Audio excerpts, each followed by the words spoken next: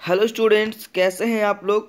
तो चलिए आज की ये लाइव क्लास को जल्दी से स्टार्ट करते हैं। तो आज का हमारा ये फाइनल लाइव टेस्ट जो हमारा चल रहा है उसके आज केमिस्ट्री के सेशन को आज हम लोग कवर करेंगे। तो सभी बच्चे जल्दी से जुड़ जाइए।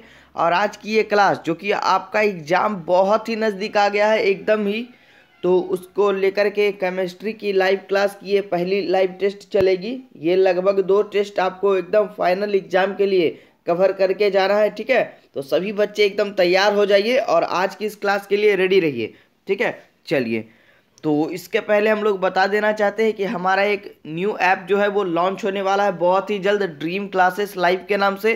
तो वो अभी आपको दिखने को नहीं मिलेगा, 15 तारीख के बाद, ठीक है। 15 फरवरी के बाद आपको वो देखने को मिल जाएगा। ये देखिए, 15 फरवरी के बाद आपको देखने को मिलेगा वो प्ले स्टोर पे, ठीक है। जो कि हमारा न्यू लर्निंग ऐप है ड्रीम क्लासेस लाइव। तो वहाँ पर जाकर आप हमें फॉलो कर सकते हैं। आप हमें टेलीग्राम आईडी पर भी फॉलो कर सकते हैं, ठीक है। बाकी आगे डिस्कशन अभी बाद में करेंगे। चलिए पहले हम लोग क्लास को समझते हैं। और आज की क्लास मिस ना करें सारे बच्चे, इस बार बोर्ड एग्जाम के लिए ये प्रिपेयर करके जाइएगा, ठीक है। चलिए क्लास को स्टार्ट करने से पहले देखिए, हम लोग देख रहे हैं यहाँ पे हमारा ये फाइनल लाइव टेस्ट केमिस्ट्री का ये पहला है। और एक और लाइव टेस्ट अभी हम करवाएंगे एग्जाम से पहले। तो ये इस बार बोर्ड एग्जाम जो 2021 का हमारा आने वाला है कुछ दिनों के बाद, ठीक है, उसके लिए ये लाइव टेस्ट सभी बच्चों के लिए अनिवार्य है। और ये केमिस्ट्री की क्लास मिस ना करें, ठीक है। चलिए सबसे पहला सवाल, और बहुत ही बेहतरीन सवालों में से एक से ये शुरुआत करेंगे। थोड़ा सा व्यू कर लेते हैं, ठीक है। चलिए अब सही है, ठीक है। देखिए दिख रहा होगा सभी बच्चे को। सबसे पहला सवाल कह रहा है इथेन में कार्बन का संकरण है। ये सवाल आप लोग अच्छे से करके जाइएगा इस बार लाइव टेस्ट के लिए कि इथेन में कार्बन का संकरण क्या होगा। ऑप्शन आपको दिख रहा होगा, sp3 होगा, sp2 होगा, sp होगा, या sp3d² होगा, ठीक है। चलिए जवाब दीजिए पहले सवाल का सभी बच्चे, एकदम ही लाइव हो जाइए जी। चलिए बहुत ही ज़्यादा मात्रा में बच्चे जुड़ रहे हैं हमसे, कोई भी बच्चे मिस ना करें। और ज़्यादा से ज़्यादा इस क्लास को शेयर कर दीजिए। जितने भी आपके भाई बहन हो इस बार बोर्ड एग्ज़ाम में प्रवेश करने वाले हैं, दोस्त हों या और भी कोई रिलेटिव में हो, तो उनको ज़रूर ये वीडियो शेयर कर दीजिए, ठीक है। बहुत ही अच्छा, बहुत सारे बच्चे लाइव आ रहे हैं। और कमेंट बॉक्स में कमेंट जरूर करिएगा। चलिए पहले सवाल का जवाब जानते हैं। जिन बच्चों ने ए को टिक करा या लग रहा है वो टिक कर लीजिए, और जिनको मालूम नहीं है वो रट लीजिए, ठीक है। इनमें से इथेन में कार्बन का संकरण कौन होगा, तो sp3 होगा इथेन में, याद रखिएगा। आगे बढ़ते दूसरा सवाल दिख रहा होगा आपको, एकदम जल्दी जल्दी से करवाएंगे जी, बहुत सारे बच्चों का कमेंट आ रहा है, ठीक है। चलिए दूसरा सवाल, उष्मा और विद्युत का अच्छा चालक कौन सा है। इन 4 ऑप्शनों में ही आपको टिक करना है कि उष्मा और विद्युत का अच्छा चालक कौन सा है। तो एंथ्रासाइट कोक है, हीरा है, ग्रेफाइट है, या चौथा ऑप्शन आपको दिख रहा होगा चारकोल है, ठीक है। 4 ऑप्शन दिख रहा है, जवाब दीजिए सारे बच्चे। उष्मा और विद्युत का अच्छा चालक कौन सा है। बहुत ही अच्छा, ऑप्शन नंबर सी याद रखिएगा और अच्छे से पढ़कर जाइएगा। ग्रेफाइट, उष्मा और विद्युत का अच्छा चालक कौन सा होता है, ग्रेफाइट होता है। आगे बढ़े, चलिए देखिए आ गया थर्ड नंबर सवाल, इस पर डिस्कशन करेंगे। पीछे भी हम लोगों ने एक बार इस पर डिस्कस किया था, और एक बार फिर से आज आ गया ये सवाल कि एल्कीन का सामान्य सूत्र। तो हमने अभी ऊपर बताया था आपको एक बार पिछले वीडियो में, जिन बच्चों ने नहीं देखा वो मिस ना करें और अच्छे से समझ कर क्लियर करके जाइए, 1 नंबर आपका कन्फर्म होगा। देखिए पहले ऑप्शन को समझिए, CnH2n, ठीक है, CnH2n+2, CnH2n-2 और नल ऑफ दिस। तो सबसे पहले समझिए ये कितने प्रकार के होते हैं। ये जो होते हैं वो 3 प्रकार के होते हैं। देखिए एक होता है एल्कीन, फिर आएगा हमारा एल्केन, ठीक है, और एक हमारा होता है एल्काइन। अब तीनों में डिफरेंस समझ लीजिए और फॉर्मूला में डिफरेंस समझ लीजिए, ठीक है। देखिए सबसे पहले ये देखिए हमारा क्या होगा, ये हमारा एल्कीन वाला है, इसका फॉर्मूला हो जाएगा CnH2n, ठीक है। एल्कीन में कुछ नहीं करना है, ना ही प्लस ना ही माइनस।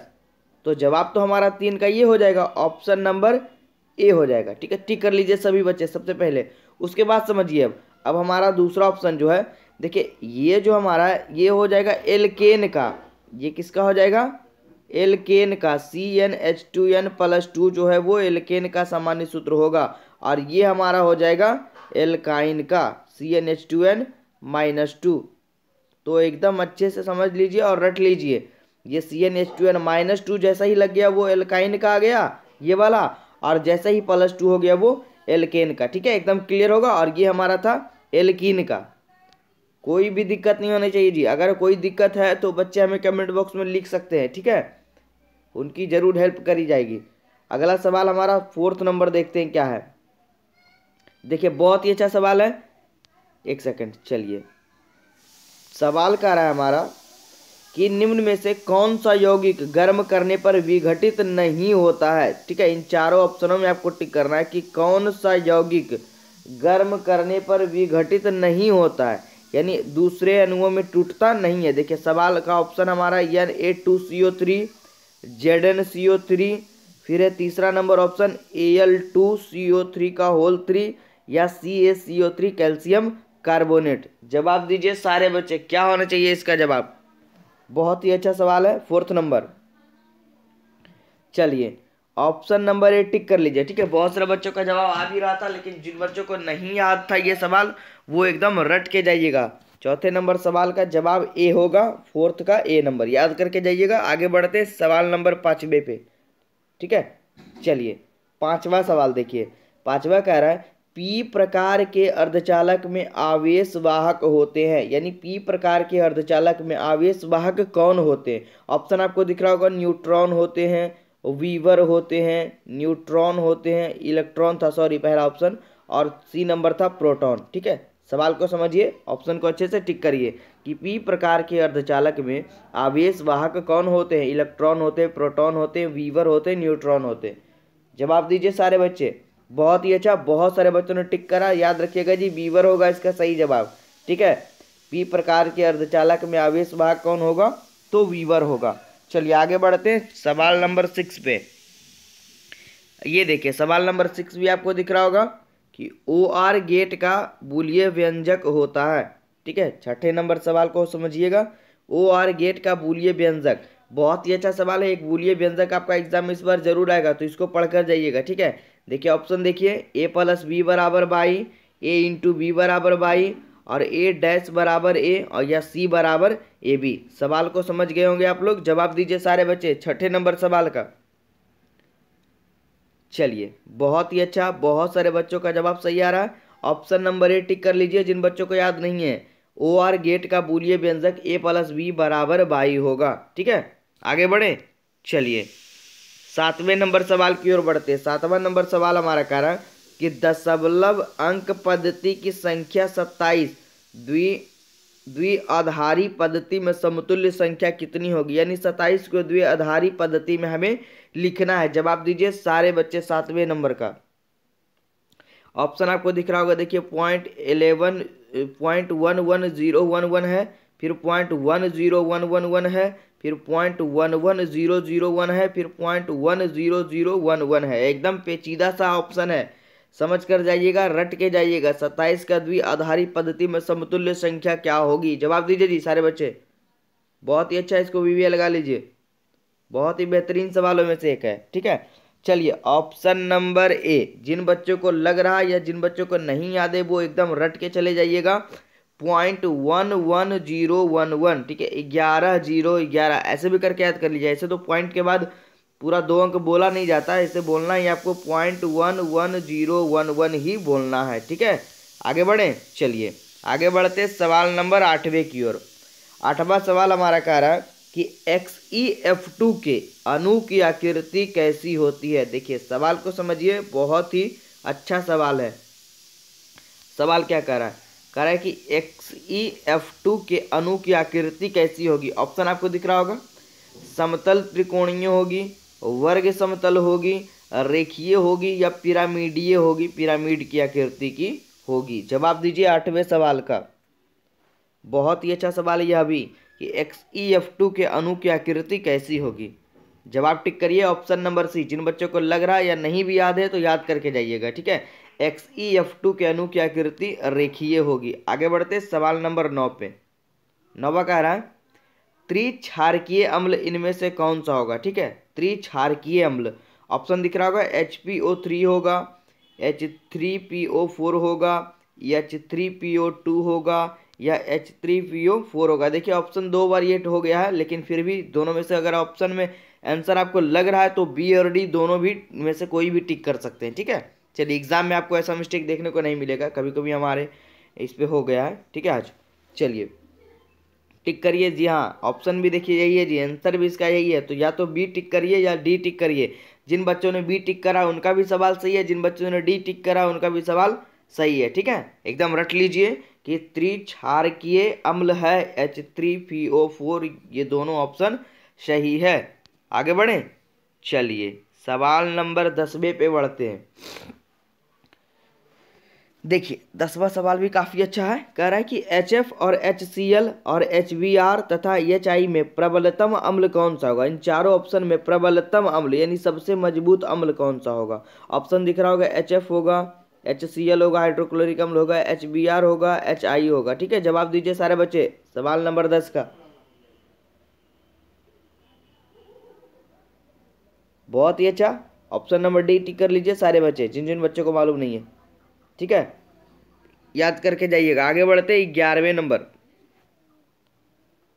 चलिए 11वां नंबर एकदम ये फाइनल लाइव टेस्ट चल रहा है जी, इसको जरूर कवर करके जाइएगा, नहीं तो केमिस्ट्री वाले बच्चे एक बार जरूर देख कर जाइएगा, बहुत ज़्यादा पछताइएगा एग्जाम के बाद, ठीक है। मिस ना करें आज की ये क्लास, सभी बच्चे को हम बता देते हैं। चलिए 11वां सवाल, एकदम कॉन्फिडेंस रहिए, आपका एग्जाम बिल्कुल ही सही जाएगा। ड्रीम क्लासेस पर भरोसा रखिए, पढ़कर जाइए, जितना हमने नोट्स करवाया है, जितनी भी क्लास करवाई है उसको जरूर करके जाइएगा, एक बार वीडियो को देख कर जरूर जाइएगा। 11वां सवाल, sp6 में सल्फर का ऑक्सीकरण अवस्था क्या होगी, ठीक है। इसमें बोल रहा है सल्फर का ऑक्सीकरण अवस्था क्या होगी। ऑप्शन दिख रहा होगा, चलिए ऑप्शन दिख रहा है +6 होगा, -6 होगा, +4 होगा, -4 होगा, ठीक है। चलिए जवाब दीजिए 11वें नंबर का। बहुत ही अच्छा, जिन बच्चों को ऑप्शन ए लग रहा है बिल्कुल सही है, टिक कर लीजिए। sp6 में सल्फर का ऑक्सीकरण अवस्था +6 होगा। आगे बढ़े। चलिए 12वां नंबर सवाल कि पिटवा लोहा, एक मिनट देखिए, पिटवा लोहा में कार्बन की परमाणु की प्रतिशत मात्रा कितनी होगी। पिटवा लोहा में जवाब देखिए, ऑप्शन समझिए, 0.4%, 0. ये देखिए 0.04%, और यहाँ पर है 0.02%, और यहाँ पर है ऑप्शन नंबर डी 0.03%। बहुत ही पेचीदा सा ऑप्शन लग रहा होगा, लेकिन एकदम रट कर समझ कर जाइएगा, ये सवाल बन सकता है जी इस बार बोर्ड एग्जाम में, ठीक है। कि पिटवा लोहा में कार्बन परमाणु की प्रतिशत मात्रा कितनी होगी। सवाल नंबर 12, ऑप्शन नंबर सी टिक कर लीजिए, एकदम रट के जाइएगा। 0.02% इसका सही जवाब होगा, ठीक है। चलिए आगे बढ़ते 13वें सवाल की ओर। कह रहा है देखिए, भूपरपट्टी पर सर्वाधिक पाए जाने वाले तत्व कौन से होते हैं। मतलब हमारे भूपरपट्टी पर सबसे ज्यादा पाए जाने वाला तत्व सिलिकॉन होगा, एल्यूमिनियम होगा, Fe लोहा होगा, Zn जिंक होगा। जवाब दीजिए सारे बच्चे 13वें सवाल का।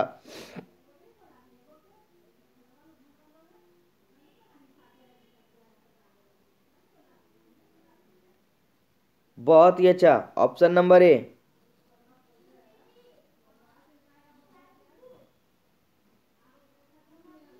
13 का ये नंबर टिक कर लीजिए सारे बच्चे, ठीक है।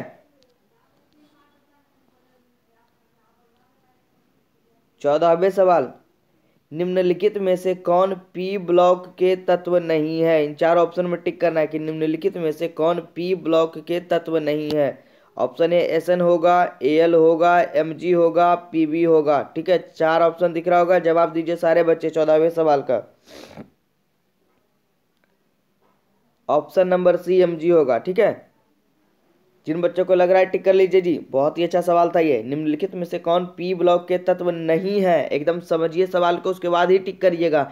सवाल पे जरूर ध्यान दीजिएगा, बहुत सारे बच्चे इस बार, ठीक है, बार बार हम बच्चों को बोल रहे हैं कि सवाल पे ध्यान दीजिएगा, सवाल में कंफ्यूजन नहीं करना है, जल्दबाजी में कोई भी आंसर टिक नहीं करना है। सबसे पहले हम लोग एग्जाम में क्वेश्चन को समझेंगे कि क्वेश्चन हमसे पूछ क्या रहा है, उसके बाद ही जब आपको टिक करेंगे। क्योंकि देखिए अगर बहुत सारे बच्चों को ये मान लीजिए नहीं दिख रहा होगा, तो अभी हम आपका सवाल क्या बनेगा, 1 मिनट देखिए, पहले समझिए यहाँ पर कंफ्यूजन कहाँ होगा। मान लीजिए ये आपको नहीं दिखा, चलिए दिखा सवाल आपको ये कि निम्नलिखित में कौन सा पी ब्लॉक के तत्व है। तो यहाँ पर देखिए 3 ऑप्शन तो इसमें सही होगा, तो वो तो बच्चे टिक कर लेगा 3 ऑप्शन। तो यहाँ पर जल्दबाजी नहीं करना है। सवाल नंबर 14 का आंसर क्या होगा? ऑप्शन नंबर सी Mg, ये करना है टिक। ठीक है, मैग्नीशियम इसका सही जवाब होगा। आगे बढ़े, चलिए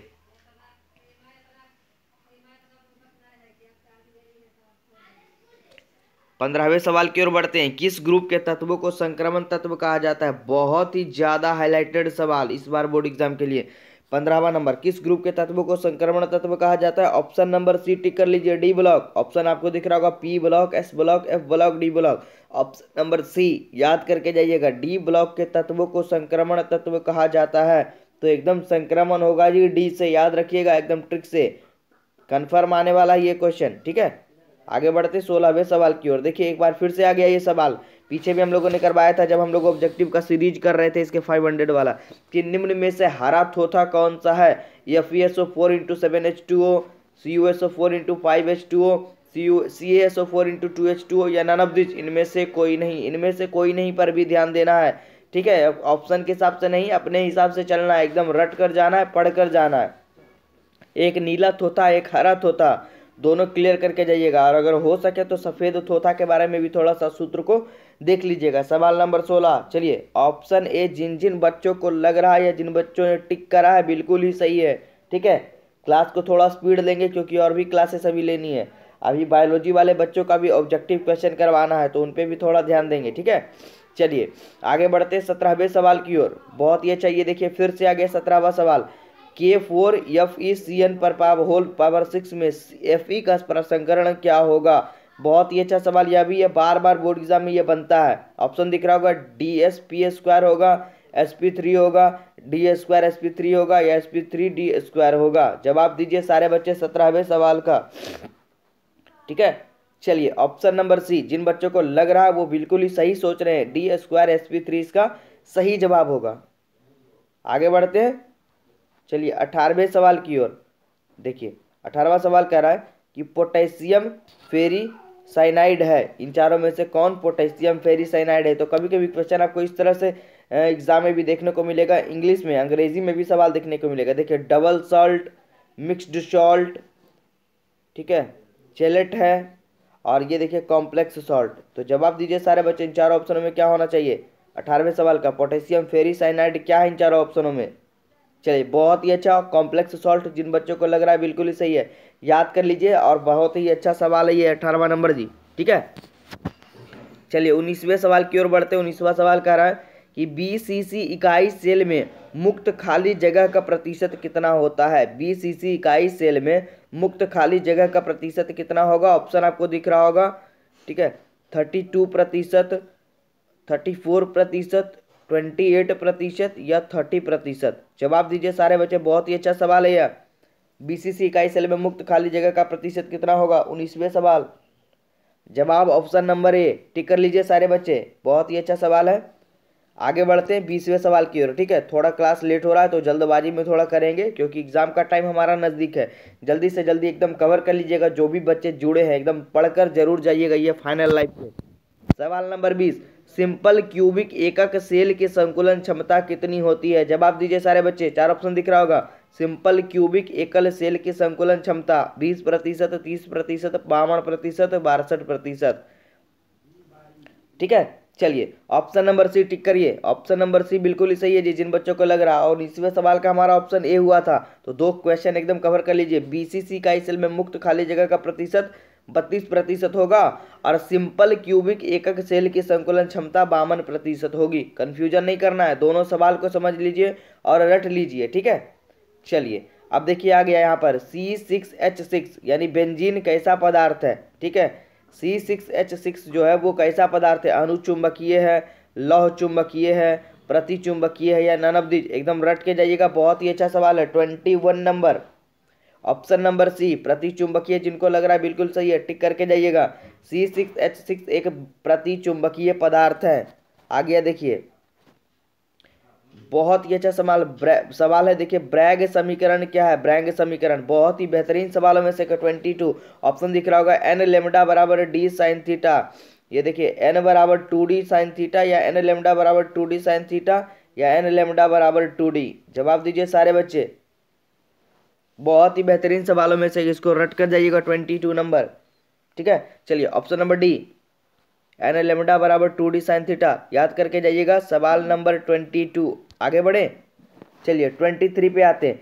सेल स्थिरांक बराबर क्या होगा? एल बटा ए होगा, ए बटा एल होगा, ए गुना एल होगा, या ए प्लस एल होगा? जवाब दीजिए 23 का। बहुत ही अच्छा, ऑप्शन नंबर ए, एल बटा ए इसका राइट जवाब होगा। सेल स्थिरांक क्या होगा? एल बटा ए होगा। आगे बढ़ते हैं 24 पे।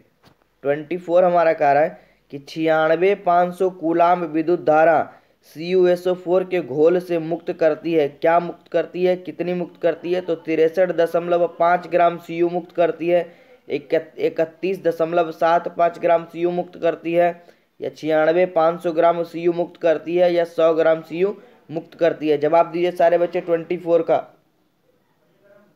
चलिए बहुत ही अच्छा, ऑप्शन बी। जिन बच्चों को लग रहा है ऑप्शन बी बिल्कुल ही सही है जी। ठीक है, आगे बढ़े 25वें सवाल की ओर।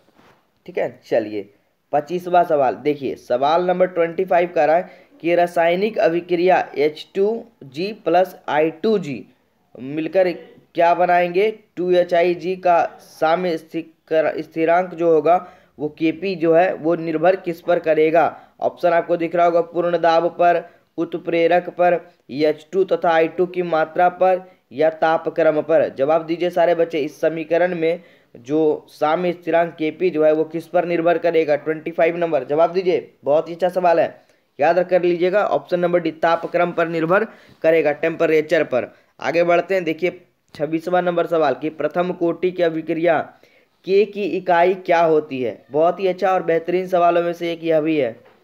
प्रथम कोटि की अभिक्रिया के की इकाई क्या होगी? एस इनवर्स होगी, एस पर पावर -2 होगी, एम बटा एल होगी, या नन ऑफ दीज? जवाब दीजिए सारे बच्चे 26। बहुत ही अच्छा, जिन बच्चों को लग रहा ऑप्शन है बिल्कुल ही सही है, एस इनवर्स इसका राइट जवाब होगा। प्रथम कोटि की अभिक्रिया के की इकाई क्या होगी? एस इनवर्स होगी। आगे बढ़े, चलिए 27वें सवाल पे बढ़ते हैं। बहुत ही अच्छा सवाल है 27। सामान्य ताप एवं दाब पर किसी गैस के 1 मोल का आयतन कितना होगा? 11.2 लीटर, 22.4 लीटर, ये देखिए हमने पढ़ा था पीछे जी, 10.2 लीटर, या 22.8 लीटर? ये ऑप्शन सभी बच्चे को याद होना चाहिए। ये सवाल ऑप्शन नंबर बी, पीछे भी हम लोगों ने पढ़ा था, इस पर डिस्कशन किए थे हम लोग, याद कर लीजिए। एक सामान्य ताप एवं दाब पर किसी गैस के मोल का आयतन 22.4 लीटर होगा। रट कर जाइएगा, इस बार बोर्ड एग्जाम में पूछ सकता है। सवाल नंबर 28, किसी विलियन के 200 ml में 2 ग्राम NaOH घुले हैं तो विलियन की मोलरता क्या होगी? शायद ये सवाल भी हम लोगों ने पीछे पढ़ा था जब हमारा एक लाइव टेस्ट चल रहा था केमिस्ट्री का सीरीज। तो ऑप्शन दिख रहा होगा 0.25, 0.5, 0.5, या ये 10%। ठीक है, मोलरता 10 होगी। तो याद रखिएगा 28 नंबर भी काफ़ी अच्छा सवाल है, ऑप्शन नंबर ए। ठीक है, ऑप्शन नंबर ए 0.25 इसका राइट जवाब होगा, याद कर लीजिएगा। ठीक है, चलिए आगे बढ़े 29 नंबर। तो कम से कम हम लोग 40 टॉप प्रश्नों को आज हम पढ़ेंगे इस लाइव टेस्ट सीरीज में। ठीक है, तो 40 सवालों को आप करके जाइएगा एग्जाम में, क्योंकि आपका ये बहुत ही एग्जाम बेहतरीन जाने वाला है इस लाइव टेस्ट को पढ़ लेने के बाद।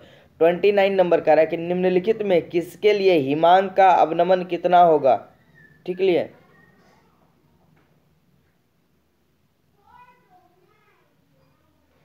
देखिए थोड़ा सा कंफ्यूजन वाला सवाल है कि निम्नलिखित में किसके लिए हिमांक का अवनमन, यहाँ पर कुछ होना चाहिए निम्न या उच्च होना चाहिए। ठीक है, तो सवाल को अच्छे से यहाँ पर देख लीजिएगा इसको। अभी हम लोग आंसर को टिक कर लेते हैं। सवाल में थोड़ा सा डाउट लग रहा है 29 नंबर, ऑप्शन नंबर ए टिक कर लीजिए इसको, और सवाल को इसको समझ लीजिएगा, थोड़ा सा देख लीजिएगा क्या ये सवाल होना चाहिए। ठीक है, K2SO4 होगा इसका राइट जवाब। निम्नलिखित में से किसके लिए हिमांक का अवनमन? ठीक है, 29 नंबर जी, सारे बच्चे देख लीजिएगा जरूर, समय नहीं है, थोड़ा सा जल्दबाजी में कर रहे हैं। ठीक है, चलिए 30 नंबर पे आते हैं। 30वें नंबर पे एल्यूमिनियम का एस्क कौन सा है? देखिए एकदम इजी सा सवाल, और 4 ऑप्शन भी दिख रहा होगा। बॉक्साइड है, हेमेटाइट है, डोलोमाइट है, नन ऑफ दीज? एकदम दिख रहा होगा, ऑप्शन नंबर ए ही दिख रहा है सामने। इजी सा सवाल है, एल्यूमिनियम का एस्क बॉक्साइड। ठीक है, चलिए देखिए एकदम आ रहा है 31 नंबर भी इजी सवाल। H2SO4 क्या है? लवण है, भस्म है, क्षार है, अम्ल है? जवाब दीजिए सारे बच्चे, एकदम इजी सा सवाल है 31 नंबर। ठीक है, चलिए ऑप्शन नंबर डी, जिन बच्चों को लग रहा है बिल्कुल सही है, H2SO4 एक सल्फ्यूरिक अम्ल का ये रासायनिक नाम है, ठीक है, इसका सल्फ्यूरिक अम्ल, जो कि साधारण बैटरियों में प्रयोग किया जाता है, याद रखिएगा, ठीक है।